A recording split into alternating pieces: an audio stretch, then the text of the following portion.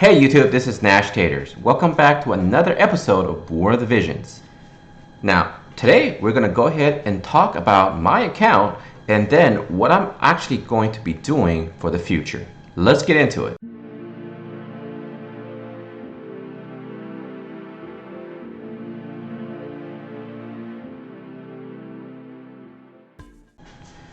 So, first thing, let's begin off by talking about the units I'm actually currently working on.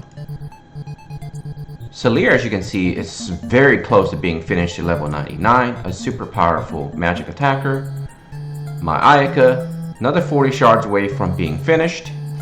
Whisper, the tank that I'm actually going forward with, is getting close to LB3.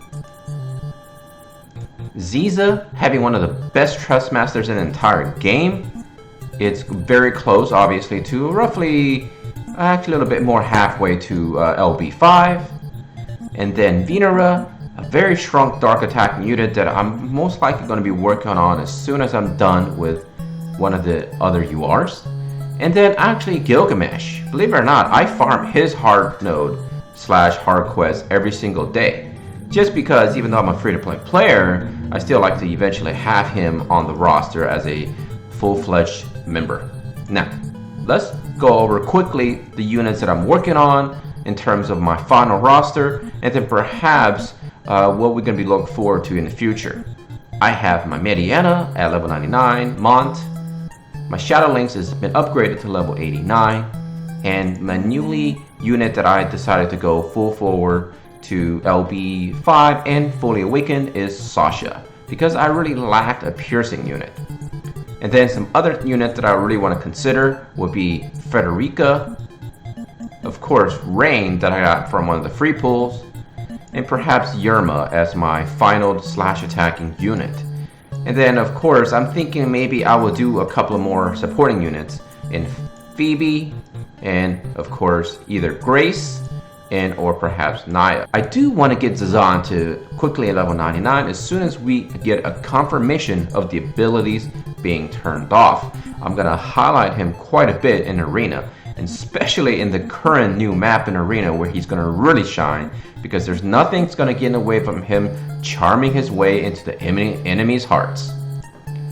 Now, there's an analogy I really want to use, and that is when you're looking at units, it's kind of like buying cars, because everyone's unit's going to be exactly the same no matter it's on your account or on my account. For example, let's take a look at my almost maxed out Mediana.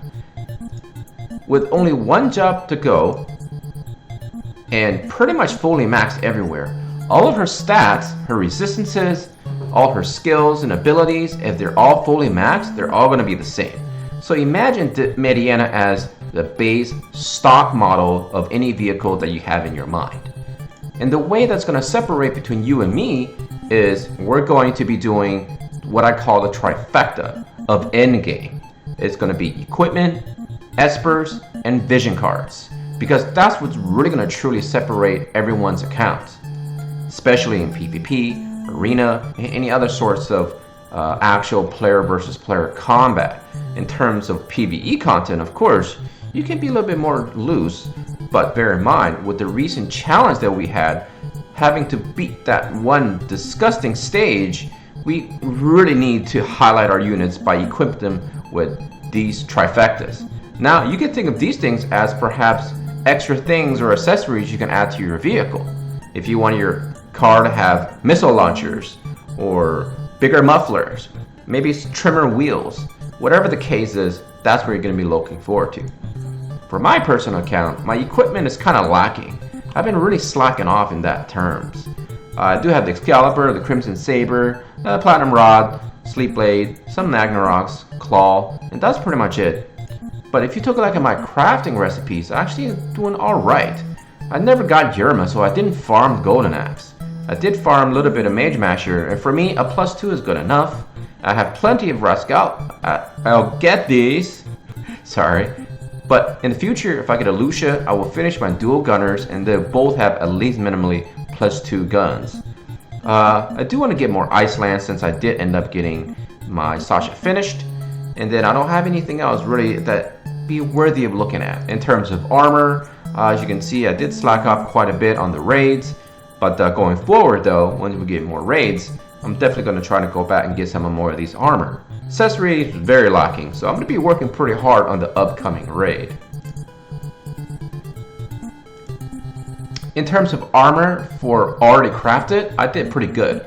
Armor of Light, I got a +3, Armor of Light, I got a +2, and I got a level 50 Mythical Armor of Dodge quality. And then, of course, I also made recently a Wizard Hat that is also Dodge at level 50. So, I'm going to be working on a lot more armor, a lot more hats going in the future.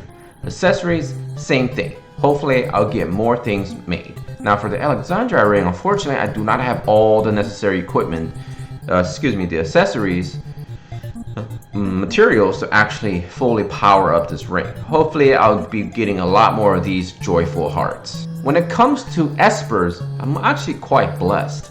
Of course, I have the video up where I summon for the full 5-step banner for Diablos. I'm lucky enough to get Shiva, Ramu, Odin, so I do have a pretty solid list of UR Espers. Other things I'm going to be working on are probably going to be Marlboro for Strike, and then of course the Bomb for Pierce. My final part of my account is going to be vision cards, and that's where my new direction is going to go towards. Heavily concentrating on vision cards. One thing about vision cards is that when you awaken them, you do require sharing using the same spheres of the same quality as your units. Therefore, it makes absolutely zero sense to be building tons of units and pretty much ignoring your vision cards. In my honest opinion, when you go back and you take a look at your unit box, just think if you can have anywhere between a range of say 5 to 10 units, and you're going to be set for a very long time in terms of clearing content for this game. So unless the companies release content in which we will need multiple units of the same element for an encounter, there's absolutely no reason to make more than perhaps 10 units in the current state of the game. So my suggestion is, please, looking forward to all the different units they're going to bring forth in banners, all the collaborations and whatnot. Think in terms of, do you really need them? And if you don't need them, don't think about them. It's fun to still watch those videos, however, though, because that's part of my content as well. But going forward, I feel like concentrating on vision cards are going to be the key to making your account more powerful and more successful. Now, for the sake of this specific video, I'm only going to go over and highlight the vision cards that I feel like are really going to be part of my account's success. And in tomorrow's video, I'm going to go in really deep dive of all the vision cards for this specific game. Alright, let's do this. First off, I really want Leona's Castle to be part of your armor set as well, because this card is very powerful. It's currently one of the only cards that can increase defense and spirit up for your individual unit, and of course for party, it's just kind of a bonus more or less. Increases critical hit rate for your entire party. I was lucky enough to get Trousseau, one of the best attack cards for magic users, because of this ability. It increased magic attack up for your whole party. And then the counterpart of that would be Ramu, which increased the magical up percentages. So I'm going to go into deep details of what those two stats actually mean for your units. I have Shiva, which increased evasion up for the whole party, and I have Odin, which is one card that I actually strongly recommend trying to chase after and perhaps even maxing out. Because one, it has party ability of unit attack resistance, which means that's everything.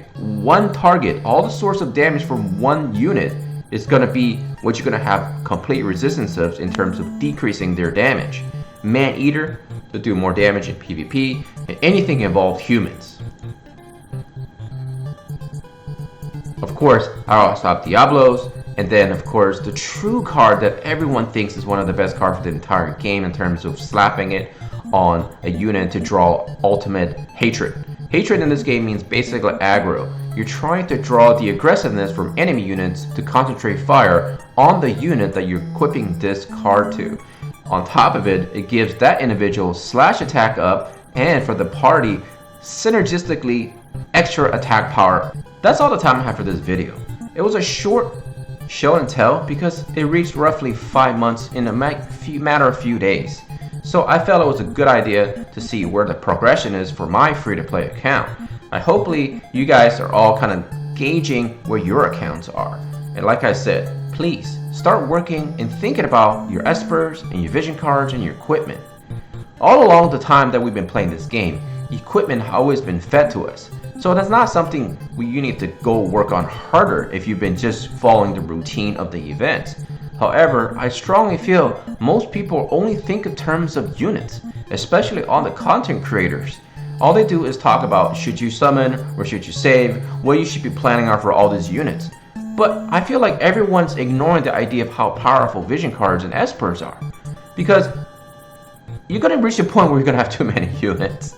And that's going to be a sad matter of life. Maybe it's a first world problem, I see it, but nevertheless, it's still a problem. So, I hope you enjoyed this video. I hope you give a lot of thought to your account. I want to thank you for watching. As always, take care of yourself, all your loved ones, Nashtaters, and his family out. Peace.